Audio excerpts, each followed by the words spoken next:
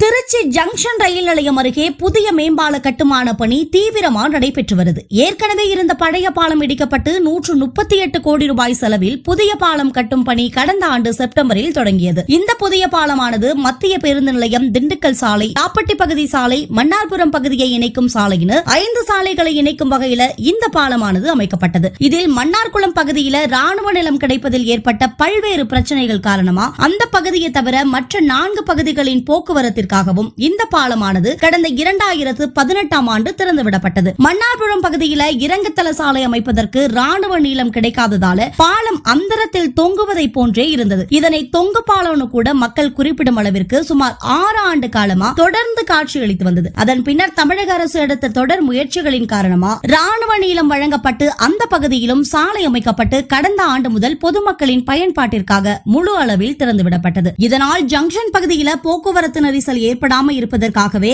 ஏற்கனவே திறக்கப்பட்டு ஒரு வழி பாதையா பொதுமக்கள் பயன்பாட்டில் இருந்து வந்த பாலம் இருவழி பாதையா மாற்றப்பட்டிருக்கு. இடிக்கப்பட்ட பாலம் இருந்த பகுதியில் முதலில் தண்டவாளம் பகுதியில் தூண்கள் அமைக்கும் பணியானது தொடங்கியது. இது ஒரு புறம் இருக்க, மேம்பாலத்தில் இருந்து ஜங்ஷன் ரயில் நிலையத்திற்கு செல்வதற்கும் மத்திய பேருந்து நிலையம் செல்வதற்கும் சாலைகள் இணைப்பதற்கான இறங்குதள சாலை அமைக்கும் பணியானது கடந்த சில நாட்களாக தீவிரமடைந்து வருது. இதற்காக அந்த பகுதியில் மலை போல் செம்மண் குவித்து வைக்கப்பட்டிருக்கு. இறங்குதள சாலை அமைப்பதற்காக பொக்லைன் எந்திரம் மூலம் குழி தோண்டு பணிகளும் நடைபெற்று வருது. இதனையொட்டி அப்பகுதியில் வாகனங்கள் போக்குவரத்திற்கு ஏற்ப சாலையில் தடுப்புகள் அமைக்கப்பட்டுள்ளதும் குறிப்பிடத்தக்கது.